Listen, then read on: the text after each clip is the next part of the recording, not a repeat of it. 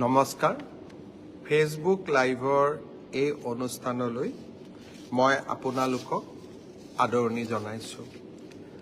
অসমৰ শেহতীয়া বান পৰিস্থিতিক লৈ এয়া মোৰ তৃতীয়টো ফেচবুক লাইভ।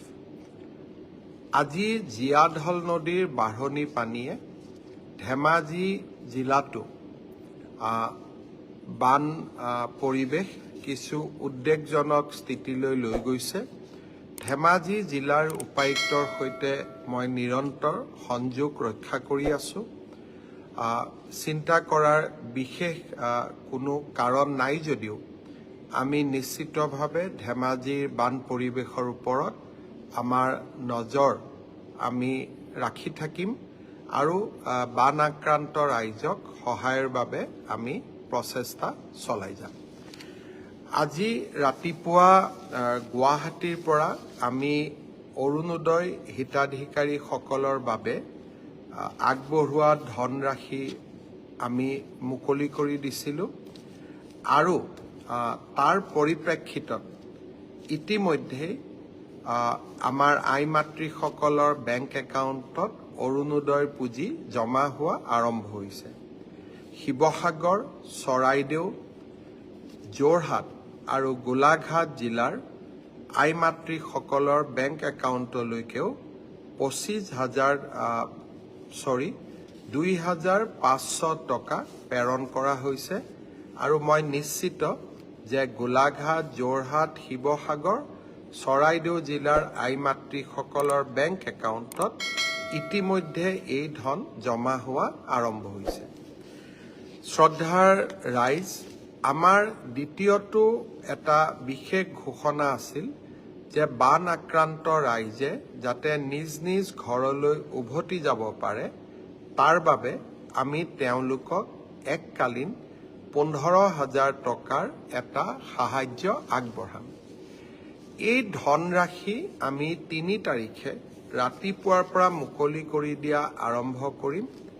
3, 4 আৰু 5 তাৰিখৰ ভিতৰত বেংক একাউণ্ট যোগে শিৱসাগৰ আৰু চৰাইদেউ জিলাৰ, গোলাঘাট আৰু যোৰহাট জিলাৰ বান আক্ৰান্ত ৰাইজে এই 15,000 টকা লাভ কৰিব।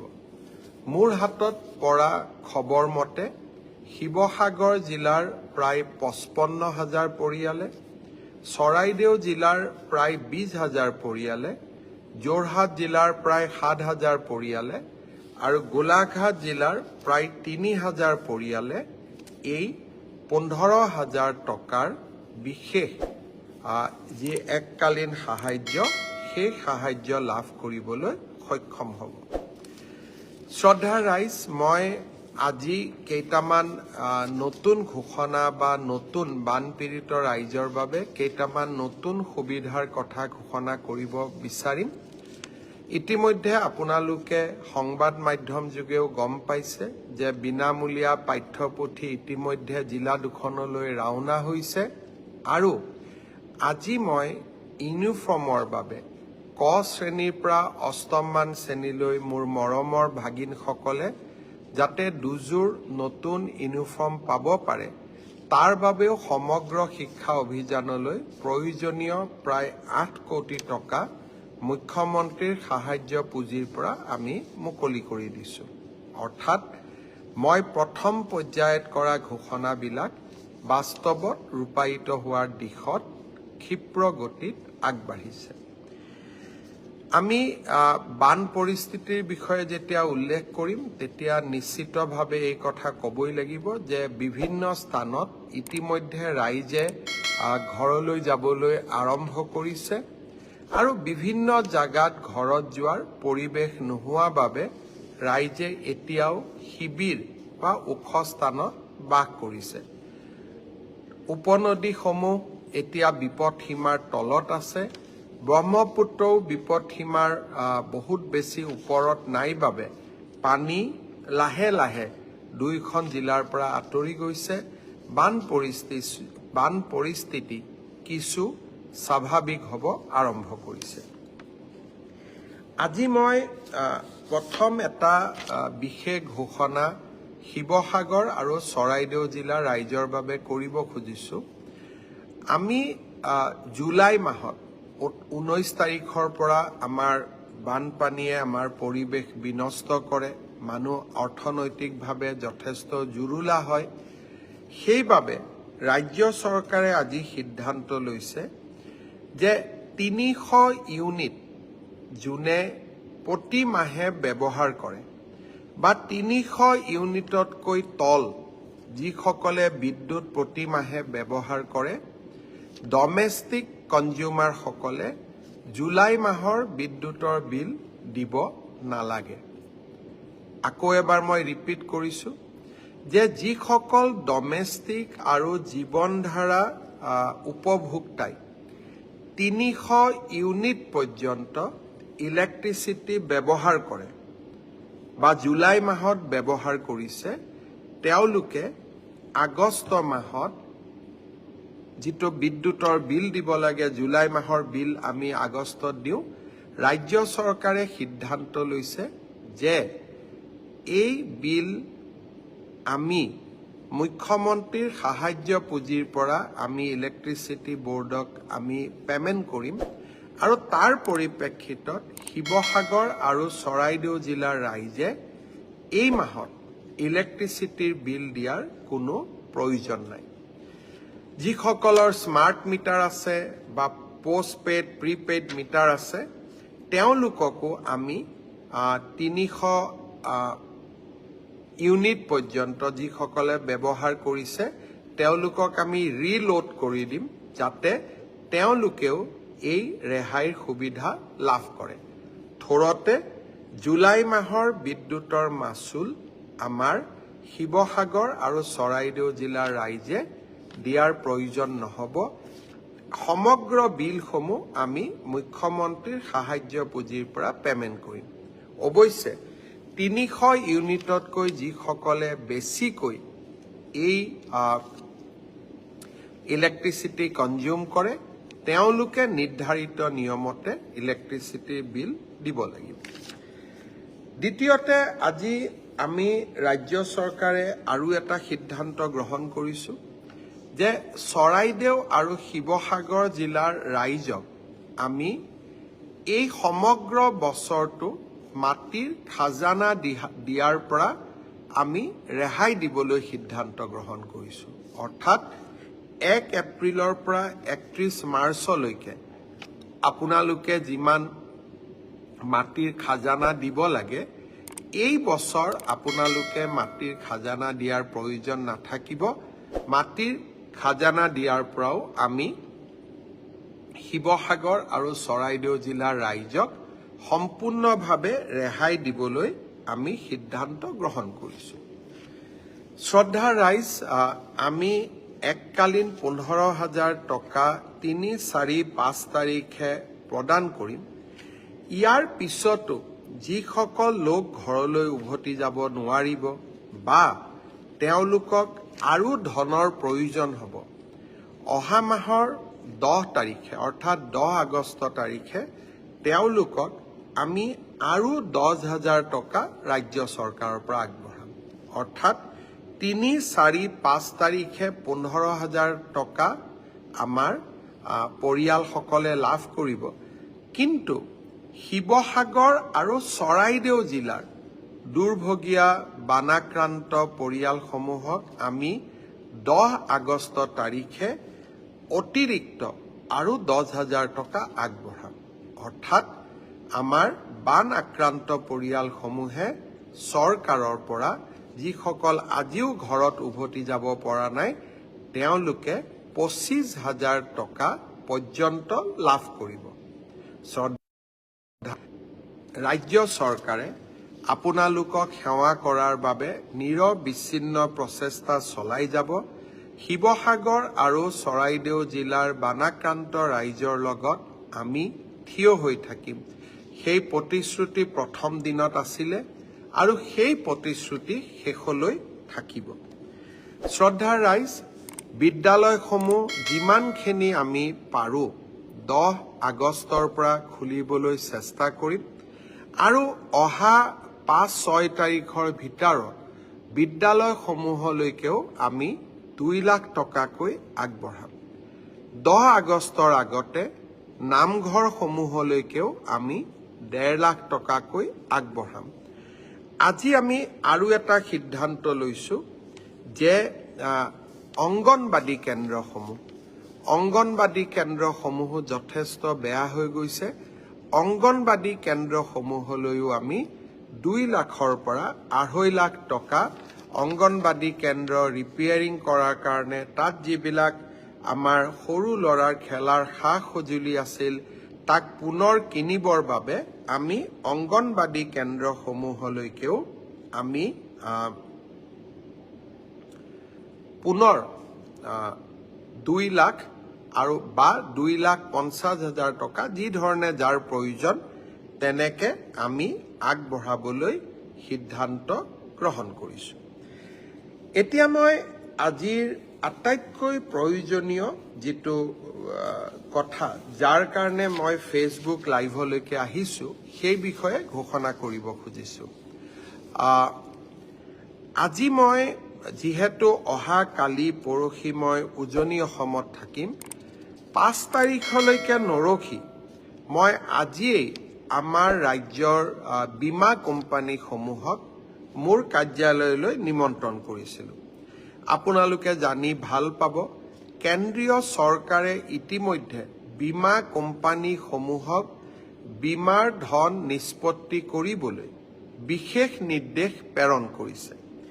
সেই নিৰ্দেশৰ পৰিপ্ৰেক্ষিতত আজি মোৰ কাৰ্যালয়ত মই ৰাজ্যৰ বিত্তমন্ত্ৰী আৰু ৰাজ্যৰ মুখ্য সচিব আমি সকলোৱে লগ হৈ 46টা বীমা কোম্পানীৰ অধ্যক্ষ, পৰিচালন সঞ্চালক, মুখ্য কাৰ্যবাহী বিষয়া আৰু জ্যেষ্ঠ প্ৰশাসনিক বিষয়াসমূহৰ লগত আমি কথা পাতিছিলোঁ। ইয়াত জীৱন বীমাও আছে, স্বাস্থ্য বীমাও আছে, মটৰ বীমাও আছে, সম্পত্তি বীমাও আছে, ব্যৱসায়িক আৰু বাণিজ্যিক বীমাৰ সৈতে জড়িত প্ৰতিষ্ঠানসমূহো আছে। এতিয়া আমি কি সিদ্ধান্ত গ্ৰহণ কৰিলোঁ? বীমাৰ আঁচনিসমূহ যাতে বা বীমাৰ ক্লেইমসমূহ, ইঞ্চুৰেঞ্চ ক্লেইমসমূহ যাতে তৎকালীনভাৱে নিষ্পত্তি কৰিব পাৰে, সেইবাবে সকলো বীমা কোম্পানীয়ে একোগৰাকী নডেল বিষয়া আৰু জিলা বিষয়া শিৱসাগৰ, চৰাইদেউ, যোৰহাট আৰু গোলাঘাট জিলাত নিযুক্তি কৰিব। সপ্তাহৰ 7 দিন আৰু 24 ঘণ্টা সক্ৰিয় হেল্পলাইনৰ তেওঁলোকে ব্যৱস্থা কৰিব। তেওঁলোকে বিশেষ হেল্প ডেস্ক স্থাপন কৰিব আৰু অগ্ৰাধিকাৰ ভিত্তিত শিৱসাগৰ, চৰাইদেউ, যোৰহাট, গোলাঘাট জিলাৰ ৰাইজৰ বান আক্ৰান্ত ৰাজ্যৰ বীমাসমূহ নিষ্পত্তি কৰিবৰ বাবে তেওঁলোকে প্ৰচেষ্টা কৰিব আৰু য'ত প্ৰয়োজন হয় ফাইনেল ক্লেইম নোহোৱালৈকে, ফাইনেল ক্লেইমৰ সিদ্ধান্ত নোহোৱালৈকে অন্তৰ্বৰ্তীকালীন ইণ্টেৰিম ক্লেইম তেওঁলোকে আমাৰ ৰাইজৰ বাবে মঞ্জুৰি কৰিব। আৰু আমি কৈছিলোঁ যে এই সময়ত ৰাইজে নথি পত্ৰ জমা দিয়াৰ ক্ষেত্ৰত বহুত অসুবিধা পৰিব। বীমা কোম্পানীসকলে মোক প্ৰতিশ্ৰুতি দিছে যে যিমান সম্ভৱ ন্যূনতম নথি পত্ৰৰ ওপৰত বীমাৰ দাবী নিষ্পত্তি কৰাৰ বাবে তেওঁলোকে প্ৰচেষ্টা কৰিব। ইয়াৰ উপৰিও আজি তেওঁলোকে মোক স্পষ্টভাৱে জনাইছে যে তেওঁলোকে এখন চিম্পল ফৰ্ম ব্যৱহাৰ কৰিব, প্ৰয়োজন হ'লে ভিডিঅ'ৰ যোগেদি তেওঁলোকে জৰীপ কৰিব আৰু মটৰ, গৃহ, দোকানদাৰ, বাণিজ্যিক সম্পত্তি, পশুধন আৰু ব্যক্তিগত দুৰ্ঘটনা বীমাৰ দাবীসমূহ অগ্ৰাধিকাৰ ভিত্তিত নিষ্পত্তি কৰিব। সম্পত্তি আৰু বাণিজ্যিক দাবীৰ ক্ষেত্ৰত নথি পত্ৰ নষ্ট হ'লে পলিচিৰ চৰ্ত অনুসৰি পূৰ্বৰ ষ্টক, বেংকৰ নথি অথবা সেলফ ডিক্লেৰেশ্যনৰ ওপৰতো ইঞ্চুৰেঞ্চ ক্লেইম কৰাৰ তেওঁলোকে সুবিধা দিব। আমাৰ বান আক্ৰান্ত যিসকল মৃত্যু হৈছে তেওঁলোকৰ বাবে ডেথ চাৰ্টিফিকেট আদিৰ বাবে অপেক্ষা নকৰি চৰকাৰে দিয়া লিষ্টৰ ওপৰতে ডেথ ক্লেইমসমূহ নিষ্পত্তি কৰি দিয়াৰ বাবেও তেওঁলোকে সিদ্ধান্ত লৈছে। গৃহ বীমাৰ ক্ষেত্ৰত সৰু ক্ষতিৰ দাবীসমূহ ফটো ভিডিঅ' পৰিদৰ্শন আৰু সেলফ ডিক্লেৰেশ্যনৰ ওপৰতো দ্ৰুত নিষ্পত্তি কৰিবলৈ সিদ্ধান্ত গ্ৰহণ কৰিছে।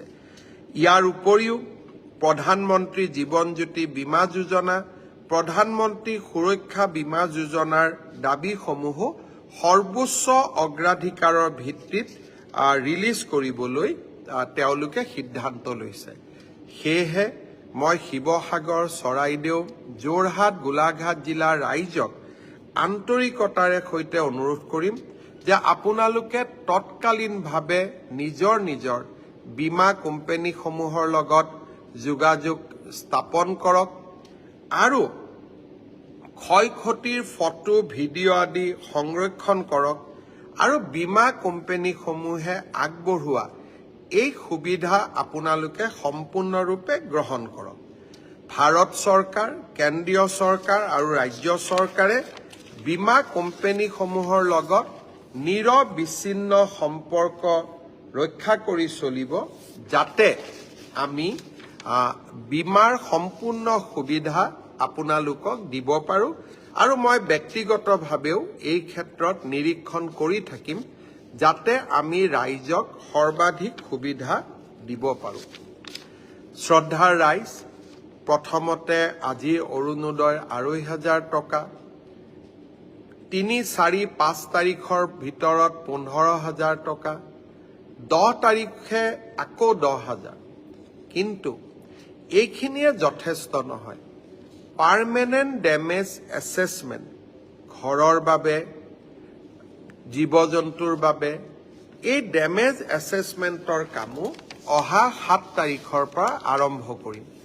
আৰু এই ডেমেজ এছেছমেণ্ট কৰাৰ বাবে জিলাৰ যিসকল ছাৰ্ভেয়াৰ হ'ব তেওঁলোকক প্ৰশিক্ষণ দিয়াৰ পৰ্বও খুব সোনকালে আমাৰ জিলা আয়ুক্তসকলে আৰম্ভ কৰিব। শ্ৰদ্ধাৰ ৰাইজ, আপোনালোকৰ বিপদৰ সময়ত অসম চৰকাৰ আৰু ভাৰত চৰকাৰ আপোনালোকৰ লগত দৃঢ়তাৰে সৈতে থিয় দি থাকিব। মই পুনৰ এবাৰ আপোনালোকৰ এই দুৰ্ভাগ্যজনক পৰিস্থিতিক সন্মুখীন হ'বলৈ পৰম পিতাই আপোনালোকক শক্তি প্ৰদান কৰক। তাৰ বাবে মই পৰম পিতাৰ ওচৰত আকৌ এবাৰ প্ৰাৰ্থনা জনাইছোঁ। থোৰতে মই আজি কৰা ঘোষণাবিলাক আকৌ এবাৰ কুইকলি আপোনালোকক ক'ব খুজিছোঁ। জুলাই মাহৰ ইলেক্ট্ৰিচিটি বিল আপোনালোকে দিব নালাগে। ৰাজ্য চৰকাৰে এই বিল প্ৰদান কৰিব। খালি এই সুবিধা ৩০০ ইউনিটতকৈ কম ব্যৱহাৰ কৰা উপভোক্তাসকলৰ বাবে মুকলি কৰি দিয়া হৈছে বা তেওঁলোকে এই সুবিধা লাভ কৰিব। শিৱসাগৰ আৰু চৰাইদেউ জিলাৰ ৰাইজে এইবাৰ মাটিৰ খাজানা দিব নালাগে। আগতে মই ঘোষণা কৰা ১৫,০০০ টকা ৩, ৪, ৫ তাৰিখৰ ভিতৰত লাভ কৰিব। অতিৰিক্তভাৱে ১০ তাৰিখে আমি আকৌ ১০,০০০ টকা দিয়াৰ ব্যৱস্থা কৰিম। অংগনবাদী কেন্দ্ৰৰ বাবে ২ লাখৰ পৰা ২.৫ লাখ টকা, স্কুলৰ বাবে ২,১০,০০০ টকা আৰু নামঘৰৰ বাবে ১.৫ লাখ টকা প্ৰদানৰ আঁচনিও আমি সমান্তৰালভাৱে আৰম্ভ কৰিম। ইয়াৰ লগতে APSCৰ পৰীক্ষাৰ সম্পৰ্কত মোক শিৱসাগৰ আৰু চৰাইদেউ জিলাৰ আমাৰ যুৱক যুৱতীসকলে অনুৰোধ কৰিছিল যে পাব্লিক হেল্থ ইঞ্জিনিয়াৰিঙৰ যি এছিষ্টেণ্ট ইঞ্জিনিয়াৰৰ পৰীক্ষা ৯ তাৰিখে হোৱা কথা আছিলে তাক পিছুৱাই দিব লাগে, যাতে শিৱসাগৰ আৰু চৰাইদেউৰ বানপীড়িত ৰাইজে কোনো অসুবিধা ভোগ কৰিব নালাগে। আজি লোকসেৱা আয়োগে এই পৰীক্ষাও অনিৰ্দিষ্ট কাললৈ পিছুৱাই দিছে। আমি অতি সোনকালে পৰীক্ষাৰ দ্বিতীয় ডেট ঘোষণা কৰিম, কিন্তু তেতিয়া ঘোষণা কৰিম যেতিয়া শিৱসাগৰ আৰু চৰাইদেউ জিলাত বান পৰিস্থিতি উন্নত হ'ব। শ্ৰদ্ধাৰ ৰাইজ, মই পুনৰ এবাৰ যিসকল সহৃদয় ৰাইজে, সংগঠনে, NGO, দেশৰ বিভিন্ন ৰাজ্যৰ পৰা আৰু অসমৰ ভিতৰৰ পৰা যিসকলে চৰাইদেউ আৰু শিৱসাগৰৰ ৰাইজক এই দুৰ্ভাগ্যজনক অৱস্থাত সহায় কৰি আছে তেওঁলোকক মই পুনৰ এবাৰ মই আন্তৰিক অভিনন্দন জনালোঁ। মই আগতে সদায় কৈ আহিছোঁ যে ব্যক্তিগতভাৱে নিজে সাক্ষাৎ কৰি দুৰ্ভগীয়া ৰাইজক সেৱা কৰাৰ আনন্দই বেলেগ আৰু যিসকলে এই কাম কৰিব পাৰিছে নিশ্চয় তেওঁলোকে ৰাইজক সহায় কৰাৰ এই আনন্দ আধ্যাত্মিক আনন্দ স্পিৰিচুৱেল প্লেজাৰ ইতিমধ্যে তেওঁলোকে লাভ কৰিছে। মই সকলোকে যিসকলে শিৱসাগৰ আৰু চৰাইদেউ জিলাৰ বান সাহায্য অভিযানত যোগদান কৰিছে শাৰীৰিকভাৱে মানসিকভাৱে আৰ্থিকভাৱে সকলোকে মই আকৌ এবাৰ ধন্যবাদ জনাইছোঁ। স্থানীয় বিধায়ক ৰাইজৰ প্ৰতিনিধি সকলোকে মই পুনৰ আকৌ এবাৰ ধন্যবাদ জনাইছোঁ। যিসকলে নিজে গৈ তাত সেৱা কৰিব পৰা নাই বা যিসকলে তাত সেৱা কৰাৰ উপৰিও অতিৰিক্তভাৱে মুখ্যমন্ত্ৰীৰ সাহায্য পুঁজিলৈ সহায় আগবঢ়াইছে তেওঁলোককো মই ধন্যবাদ আৰু কৃতজ্ঞতা জনাইছোঁ। আপোনালোকে জানি ভাল পাব যে এতিয়ালৈকে মাইক্ৰ ডনেশ্যন সৰু সৰু ডনেশ্যন ৯,২২০ গৰাকী ব্যক্তিয়ে মুখ্যমন্ত্ৰী সাহায্য পুঁজিলৈ আগবঢ়াইছে। ইয়াৰ QR কোড ডনেশ্যনৰ কেনেকৈ দিব পাৰি তাক মোৰ ফেচবুক পেজত দি ৰখা হৈছে। যিসকল সহৃদয় ৰাইজে মুখ্যমন্ত্ৰীৰ সাহায্য পুঁজিলৈ দান আগবঢ়াব খোজে মই কোৱা নাই দান আগবঢ়াব লাগে বুলি, কিন্তু যিসকলে আগবঢ়াব বিচাৰে তেওঁলোকৰ বাবেও QR কোড আদি আমাৰ ফেচবুক পেজত আছে, আপোনালোকে ব্যৱহাৰ কৰি থাকিব পাৰিব। ইতিমধ্যে ৯,২২৯ গৰাকী ব্যক্তিয়ে এই ধৰণে দান আগবঢ়াইছে। আজি তাৰেই ধনেৰে জুলাই মাহৰ আমি ইলেক্ট্ৰিচিটি বিল দিয়াৰ বাবে সিদ্ধান্ত কৰিছোঁ। তাৰে পুঁজিৰে আমি ক মানৰ পৰা অষ্টম মান শ্ৰেণীলৈ ছাত্ৰ ছাত্ৰীসকললৈ দুযোৰ বিনামূলীয়া ইউনিফৰ্মো পঠাবৰ বাবে আজি আমি পুঁজি মুকলি কৰি দিছোঁ। অৰ্থাৎ যি ধৰণেই নহওক কিয় আমি ৰাইজৰ কাষত থিয় হৈ থাকিম।